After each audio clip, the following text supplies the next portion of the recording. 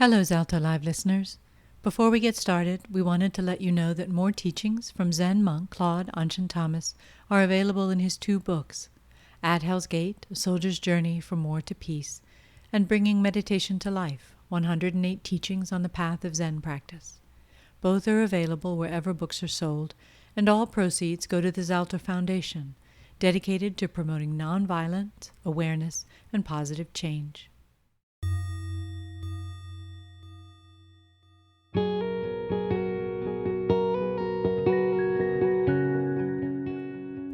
Hello and welcome to Zalto Live, the podcast featuring Zen Buddhist monk Claude AnShin Thomas, who will share with you his life experiences that includes not only military combat, personal violence, and addiction, but also healing, transformation, and the ongoing joy of everyday life. Please enjoy listening.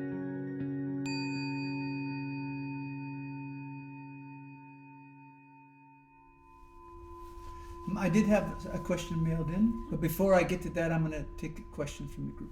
Question? Yes, Daishin. Anshin, could you speak on the relationship between enabling and compassion, or compassion and enabling, however you want to look at it, and its relation to suffering? Well, see, this question came up. There was a question similar to that came up last week. I think it was the question of enabling and compassion. And I think, Robert, you asked the question. Yes. And so let's see how it pops out of my mouth this time. Compassion doesn't have a fixed point. And compassion may not look like what I think compassion is supposed to look like. Enabling is preventing someone from experiencing the consequences of their actions. Compassion may in fact be exactly the opposite of that. The most compassionate thing I can do is allow someone to experience the consequences of their actions. To be really certain that words and actions match. Suffering, enabling is suffering, and as a consequence of inherited karma. It's often learned behavior. Often enabling is excused with the rationalization that I'm being supportive, that I'm helping, when in fact I'm really not. It's a challenging point. But we also have to be cautious that we don't get locked into a fixed notion about these terms. There isn't an absolute fixed point. Through enabling, I actually am creating more suffering. I'm perpetuating cycles of suffering and creating more suffering. Question that was mailed in. I really appreciate your responses, even if I don't attend every Sunday. An online response to my questions would be okay for me, but I'll leave the decision up to you, because maybe there has been a response to this question many times. It is not necessary to be anonymous. First question, what do we call violence? Question is an example because it's attempting to control the outcome. And I firmly believe that with all intention, it wasn't meant that way. However, if I have a question, then I simply ask the question and I allow the other person to respond or not respond, rather than attempting to control the outcome. So it's a subtle form of violence. And so it's to become more conscious of how I communicate versus let me start again. To become conscious of my ideas of how to communicate versus the realities of communication. Here's another example. As you know, I'm a combat veteran. And one of the ways in which the real cost of war in my life shows itself is through what is technically defined as a disturbed sleep pattern. I wake up every hour and a half, 2 hours. It's been like that since 1967 or 68. No, 66 or 67. Whenever I talk about this, people always want to come to me with a plan to fix my sleeping instead of just accepting. I didn't ask for help. I didn't ask for their input. I didn't empower them in that way. No, with acceptance, just acceptance. I'm okay with the way I sleep. If I need to take a nap during the day, I take a nap. Yes. I don't need to be fixed. I'm not broken. This is a reality of post-traumatic stress, a reality of moral injury. It is not a psychiatric disorder. It's a real consequence of the reality that I lived for a year plus. Because once there is the war, there is the war after the war. Another part of that another one of the questions. Is it my view, so in my view, what remarkable features characterize violence, especially in its subtle manifestation? I think I've been talking about that. Often, one of the practices that I offer people in retreats is a practice of deep listening and mindful speaking. The instructions are to speak from a very personal place, to not get academic, philosophical, to not speak in ways that demonstrate some religious superiority or cleverness, to not get political, but to really discover how to become personally expressive. Many people have the hardest time doing that. To not speak globally, to not speak in we, you, they, them, those kinds of terms. But I think, I feel, I perceive. There's a certain level of conditioning that thinks that that's selfish. I mean, it might be, but not necessarily. It's incredibly important to allow people to have their experiences. You know, like a child. I can tell the child, don't touch the stove, it's hot. They may learn from that, they may not. They may have to burn their hand. Hopefully not too severely. For example, my son, when he was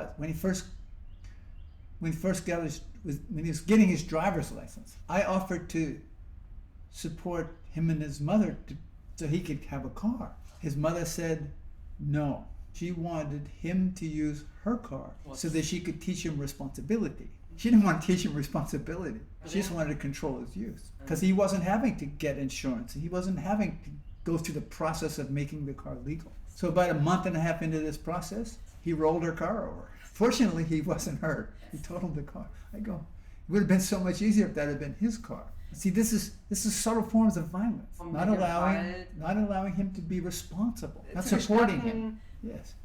In some respects, I was really fortunate that I went into the military at a young age. In some respects, not all of them, because I had to. I had to be responsible. These are the rules, and you need to follow them. You don't follow them, ooh, there's some consequences. No. There's no one to interfere in that process. Generally. Question from the group. Yes, K.O. Oh, and then Peter. Hello, Anshin and Kenshin. Hello. Hi, K.O. Anshin, what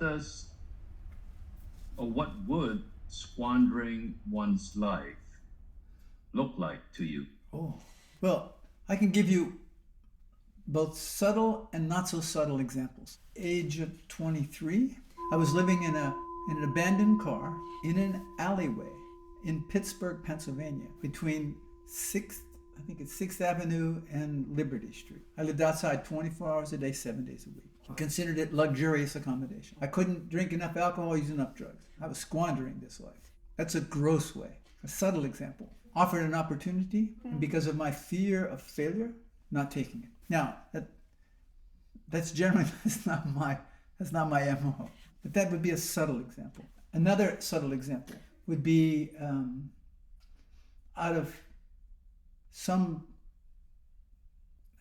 quality of fear, not holding my son responsible for actions. For example, he was living with me. This was it. He was more adult then. Graduated from high school, and I think he might have also at that point been finished with college.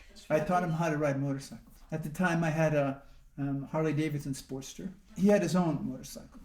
Good starter bike for him. But he wanted to ride mine. So I said, sure. Just don't take it into Boston. He did. Now, he took it into Boston, and he happened to bump into some people that I knew. They said, oh, it's really nice to see your boy. I'm glad to see you let him use your motorcycle. And then when he came back, I told him if he didn't follow the rules, couldn't use the bike. He came home. I said, oh, were you in Boston? His first response was, no. I said, no, wait a minute. You were here at this place at this time. Want to change your story? Yeah, I wouldn't. No, you can't use the motorcycle. Done. It's off limits. He was disappointed. But it's important. It's important to the words and actions match. So in this case, it's an example of him squandering and me helping him to realize that. Peter. What if the consequences of somebody's actions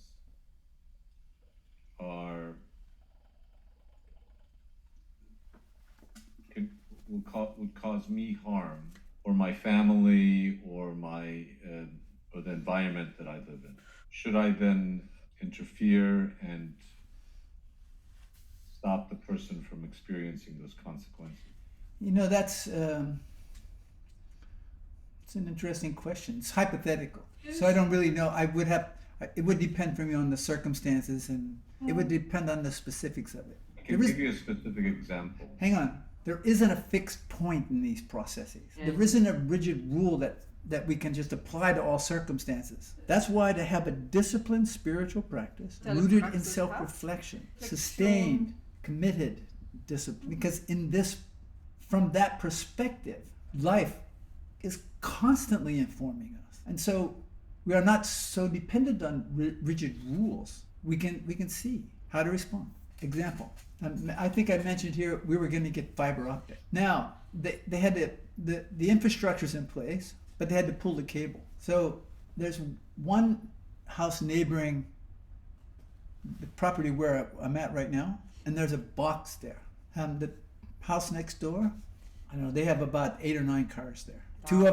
Two of them are 3/4 ton pickup trucks, dual axle. They have paid no attention to the fact that there's a box there. They've driven over it and crushed that thing. So I couldn't pull the cable. So I put some reflectors up there because they're gonna have to come in. They'll come in and repair it. The cable company will. So I went next door, knocked on the door, and spoke to the person who's routinely driving in and out of there. Their actions affect the whole neighborhood. So I put the reflectors up there. They drove over the reflector. So I spoke with them. I was so pleased with myself. I was so polite compared to what I was thinking. I simply explained what happened, the measures that I had taken to support them. Would they please be sensitive to the box? And if there's anything else that I can do to help them to not continue to drive over that box, just let me know. And I'll be glad to help them in whatever way I can. I did want to follow that up with, do not mistake kindness for weakness. But my better self stepped in the way. No, not right, not today. So how to take responsibility for an action that would have had impact not only on me, but on the rest of the neighborhood. If you want to give me a specific example, let me see what I do with it. My example would be like somebody dumping garbage in the river or something like that. There are appropriate places. I mean, what I might do in a circumstance like that, I mean, I don't really know. But I got this small computing device I carry with me everywhere. They call it a phone. It's got a camera. Yeah, I might take a photo or video of what was happening. Get a license plate number, then report them to the appropriate agency. That would theoretically be a step I might likely take. But in the moment, I don't know how I might respond. A question from the group. Yes, Gabi. Wie hat denn dein Nachbar reagiert? Dann ist nochmal in die Box drüber gerauscht. So how did your neighbor react to that, and did they continue driving over the box? So far, they haven't driven over the box because now I have 3 reflectors there, and I have to put another one. I will. But if they were to continue to do that, then I have to see what would be another step for me. I would have to explore the options. But when I spoke with them, okay. We'll see what happens. Question from the group. See, in all of this, we're speaking about manifestations of violence in subtle and gross forms, largely rooted in ignorance. And ignorance isn't a nasty word or a dirty word. It's just an opportunity. Darshan. Can there ever be peace after war? There's actually peace in the midst of war. No experience. I say all experiences contain all things. So we have to be cautious about our ideas of terms like peace, compassion, love, joy. Okay. Absolute vice relative. You asking me a question? Yeah, if you could explain peace in what is the relative, which you talked about, but what about the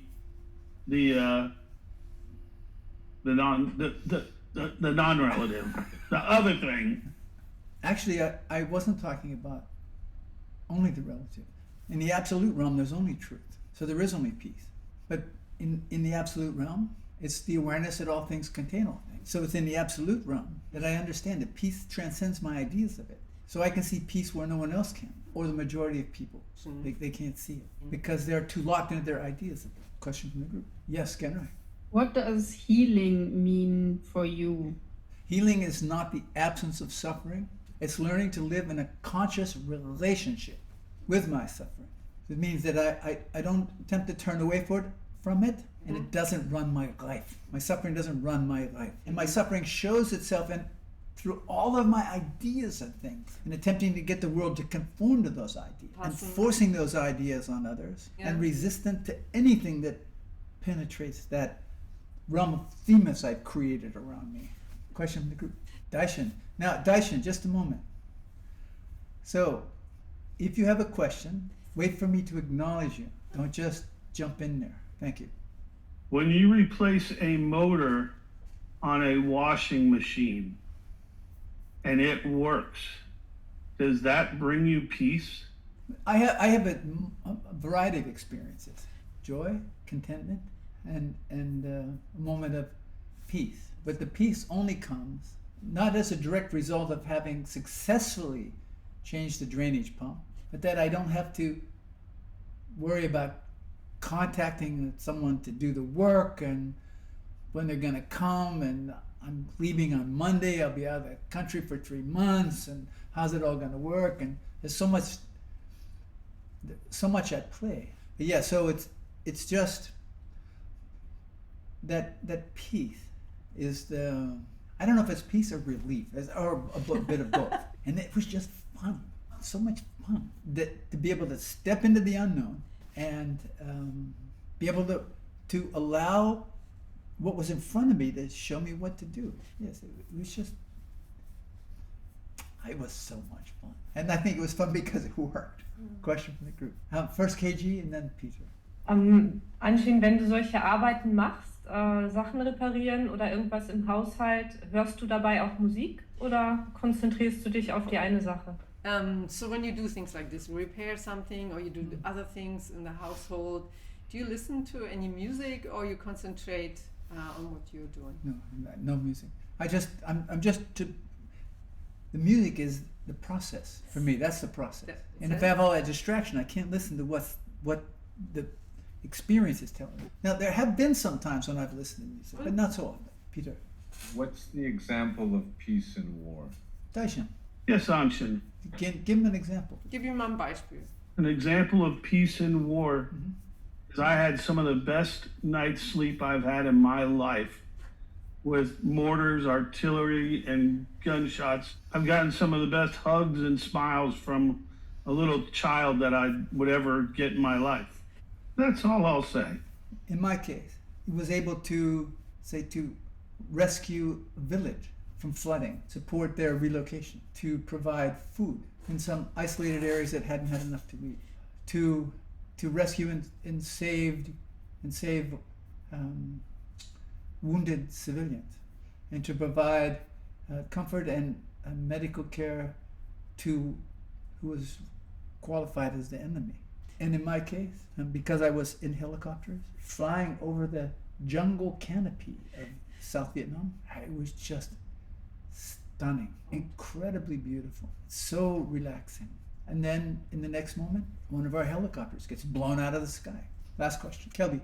Anshin, with the traveling that you do you experience a sense of adventure or a sense of coming home during your travels? When I'm traveling, I just travel, and I have all kinds of experience. Some of them are just great, curious, interesting. Some of those experiences are geez, God, really? I got to go through this again? You want me to sleep where? You got what? Don't you know that tuna is not a vegetable? So it's just to be present, to whatever shows up in these moments.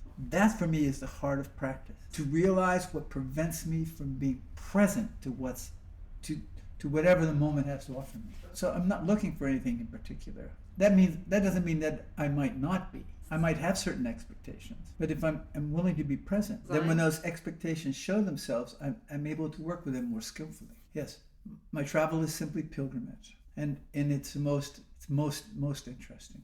All aspects of it.